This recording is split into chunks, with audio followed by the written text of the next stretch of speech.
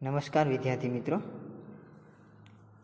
आज हम कक्षा 9 विषय हिंदी के अंतर्गत दाजू कहानी के बारे में चर्चा करेंगे।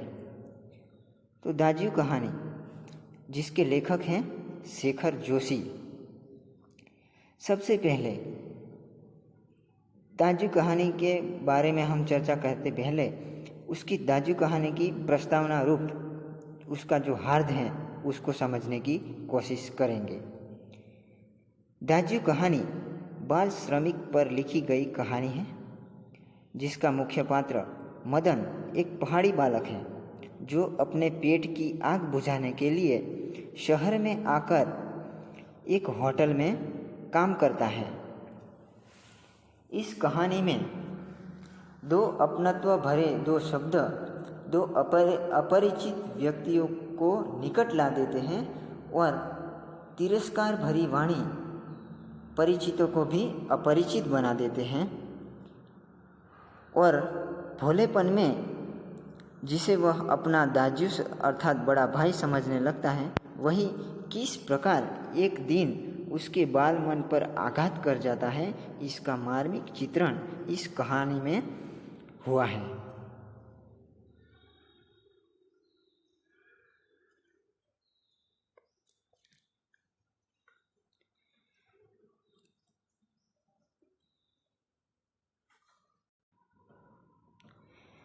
चौक से निकलकर बाईं ओर जो बड़े साइन बोर्ड वाला छोटा कैफ़े है, वहीं जगदीश बाबू ने उसे पहली बार देखा था। चौक यानी कि जो रहने का निवास है, उसके आगे जो ग्राउंड जैसा थोड़ी जगह होती है और जो जहाँ रहने का स्थान है, उस एरिया के लिए चौक शब्द का प्रयोग किया गया है। चौक से निकलकर बाईं ओर मतलब कि डाबी बाजू जो बड़े साइन बोर्ड वाला जो बैनर मतलब कि जाहिरात का साइन बोर्ड मतलब कि जाहिरात का पाटिया वाला छोटा कैफ़े का अर्थ होता है होटल।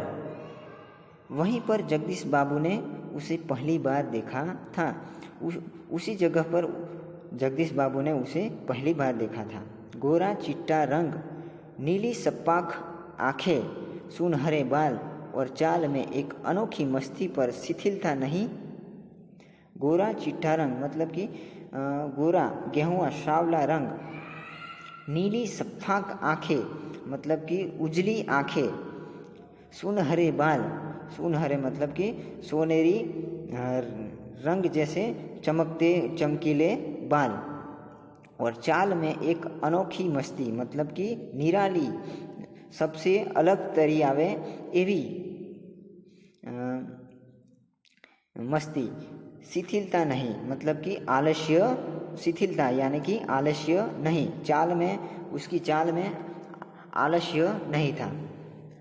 कमल के पत्ते पर फिसलती हुई पानी की बूंद की सी स्फूर्ति, जिस प्रकार कमल की पंखुड़ी उस पर हम पानी की धार उस पर पारते हैं, तो पानी जिस प्रकार उस पर फिसलती जा रही है, जिस प्रकार पानी का बूंद वो भीगती नहीं मतलब कि पानी पड़ते ही वो कमल की पंखुड़ी से नीचे गिर जाती हैं, उसी प्रकार बूंद मतलब पानी का टप्पा वैसी स्फूर्ति थी। आँखों की चंचलता देखकर उसकी उम्र का अनुमान केवल 9-10 वर्ष ही लगाया जा सकता था और शायद यही उम्र उसकी रही होगी। आँखों की चंचलता यानी कि इधर उधर उनकी आँखें भटकती रहती है। उसे देखकर उसकी उम्र मतलब जो जन्म से लेकर अब तक जब तक कहानी लिखी गई हैं उस आयुष्य की अवधि को उम्र कहते हैं। अनुमान यानी कि अंदाज़ा लगाया जाता है। जब हम गुजराती में कहते हो तो लगभग ऐसा बोलते हैं ना, तो ये अनुमान अंदाज़ा लगाया जाता है। केवल 9-10 वर्ष ही लगाया जा सकता है इसकी उम्र, और शायद यही उम्र रही हुई। कदाच आज तेनी उम्र हसे એવું કહી શકાય। यहाँ पर हम देख सकते हैं कि यहाँ पर ये जो जिस पर कहानी लिखी गई है, ये दाजू कहानी में जिस बालक का चित्रण किया गया है उसका यहाँ पर परिचय दिया गया है। उसका बाह्य व्यक्तित्व का जो बाहरी रूप से वो कैसा दिखता है उसका वर्णन किया गया है। अध जली सिगरेट का एक लंबा कस खींचते हुए जब जगदीश बाबू ने कैफ़े में प्रवेश किया तो वह एक मेज पर से प्लेटें उठा रहा था, और जब वे पास ही कोने की टेबल पर बैठे तो वह सामने था। अध जली मतलब कि आधी जली हुई और आधी जलने में बाकी, ऐसी सिगारेट का एक लंबा कश खींचते हुए जब जगदीश बाबू ने कैफ़े में प्रवेश किया।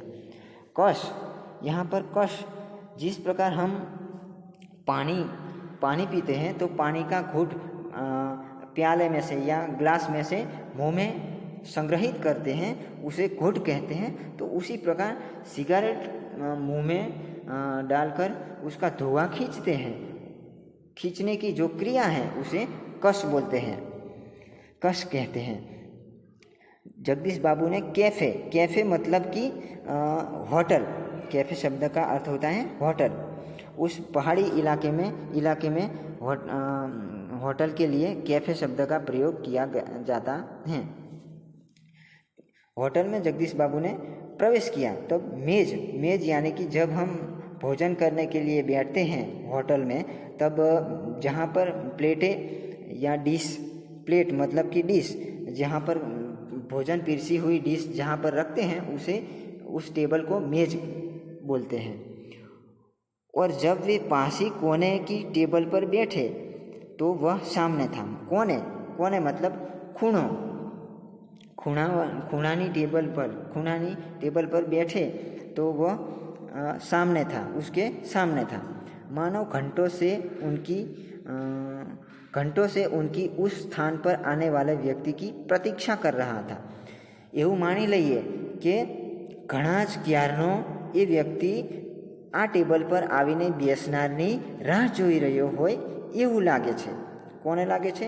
લેખકને। प्रतीक्षा मतलब कि इंतजार कर रहा हो, उस स्थान पर आने वाले व्यक्ति की इंतजार कर रहा हो ऐसा लगता था। वह कुछ बोला नहीं। हाँ, नम्रता प्रदर्शन के लिए थोड़ा झुका और मुस्कुराया भर था, पर उसके इसी मौन में जैसे सारा मीनू समाहित था। वह कुछ बोला नहीं, वो लड़का कुछ बोला नहीं। मतलब कि नम्रता, आदर, बड़ों के लिए आदर प्रदर्शन कर लिए, आदर खातिर, नम्रता की खातिर वो सर झुका दिया और मुस्कुराया। पर उसके इसी मौन में, मतलब कि वो जो बोला नहीं, मुंह से बोला नहीं, सिर्फ स्माइल दी।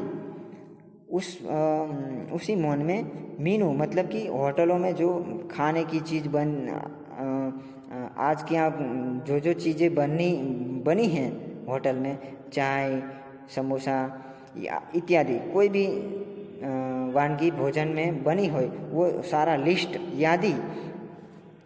यादी होती है, उसके लिए मीनू शब्द का प्रयोग किया जाता है। सिंगल चाय का ऑर्डर पाने पर वह एक बार पुनः मुस्कुराकर चल दिया और पलक झपकते ही चाय हाजिर थी। सिंगल मतलब एक ही चाय। ऑर्डर, होटल में जो हमें जो कुछ मंगवाना है तो होटल में काम करने वाले को हम बोलते हैं कि ये लाओ, तो उससे ऑर्डर कहते हैं। और पलक शब्द का मतलब होता है कि हमारी आँख के ऊपर की जो पापन है उस नीचे गिरते ही जितना समय होता है उसे पलक बोलते हैं, पलक कहते हैं। उसी इतनी देर में वो लड़का हाजिर हो गया था। मनुष्य की भावनाएं बड़ी विचित्र होती हैं। निर्जन एकांत स्थान में निसंग होने पर भी कभी कभी आदमी एकाकी अनुभव नहीं करता। मनुष्य के मन में, मस्तिष्क में जो अनेक भाव पैदा होते हैं। वो भावों का समूह जो होते हैं उसे भावनाएं कहते हैं। वो बड़ी विचित्र होती हैं, मतलब कि अद्भुत होती हैं। निर्जन एकांत स्थान में निस्संग होने पर भी कभी कभी आदमी एकाकी अनुभव नहीं करता। हमें ऐसा लगता है कि हम कोई निर्जन जगह पर कुछ भी नहीं हो, ऐसी सुनसान जगह, निर्जन मतलब सुनसान जगह पर एकांत अकेले में, उस स्थान में कोई हमारा साथी नहीं हो, निसंग मतलब हमारे साथ कोई भी नहीं हो, तो भी हमें एकाकी अनुभव नहीं होता, एकाकीपन हमें नहीं लगता है। इस एकाकीपन में भी सब कुछ कितना निकट है, कितना अपना है। ऐसे एकाकीपन में भी कितना निकट, हम एक दूसरों से कितना निकट है, कि कोई हमारा अपना है, ऐसा हमें एहसास होता है। परंतु इसके विपरीत कभी कभी सैकड़ों नर नारियों के बीच जनरवमय वातावरण में रहकर भी हमें सूनेपन की अनुभूति होती है। ऐसे इससे विपरीत मानो कि विरुद्ध कभी कभी हम ऐसी स्थिति में भी होते हैं कि हमारे आसपास सैकड़ों मतलब असंख्य लोगों होते हुए भी हमें भरे बाजार में होते हैं। बाजार में हम जब गए हैं तो हमारे साथ कोई दूसरा नहीं है, हम उस शहर में अकेले हैं, तो हमें हजारों लोगों की जनसंख्या के बीच होते हुए भी ऐसे जनरव मतलब कोलाहल पूर्ण वातावरण में भी हमें सूनेपन की अनुभूति होती है। हमें अकेलापन लगता है जो कुछ है वह पराया है, कितना अपनत्वहीन है। हमें ऐसा लगता है कि ये जो सब कुछ है पर भी हमारे से अपनत्वहीन मतलब कि हमारे से पराया है, ऐसा हमें लगता है। पर यह अकारण ही नहीं होता, बिना अकारण मतलब कि बिना कारण का ऐसा नहीं होता। इस एकाकीपन की अनुभूति, इस अलगाव की जड़ें होती हैं बिछोह या विरक्ति की किसी कथा के मूल में। हमें ऐसा कभी कभी ऐसा हमें अलगाव की जड़ें मतलब कि मूड, हमें ऐसा अलगाव की जड़ें मूड इसका मूड होता है बिछोह मतलब कि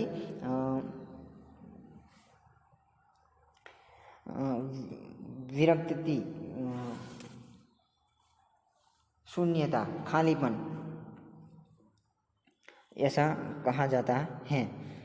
जगदीश बाबू दूर देश से आए हैं, अकेले हैं, दूर देश। पहले के ये जो देश पहले के ज़माने में एक राज्य और दूसरे राज्य, तो एक राज्य के लोग दूसरे राज्य में जाते हैं तो उसे देश कहते हैं।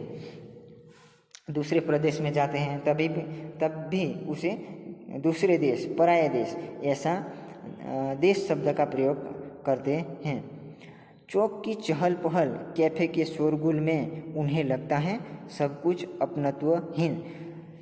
चौक में बहुत सारे लोगों की आवन जावन होती हैं और कैफ़े मतलब कि होटल के शोरगुल मतलब कोलाहल, होटल के कोलाहलपूर्ण वातावरण में भी उसे अपनत्वहीन, सब कुछ पराया लगता है, एकाकीपन लगता है। शायद कुछ दिनों रहकर अभ्यस्त हो जाने पर उन्हें इसी वातावरण में अपनेपन की अनुभूति होने लगे, पर आज तो लगता है वह अपना नहीं, अपनेपन की सीमा से दूर, कितना दूर है। और तब उन्हें अनायास ही याद आने लगते हैं अपने गांव, पड़ोस के आदमी, स्कूल कॉलेज के छोकरे, अपने निकट नहीं शहर के कैफ़े, होटल।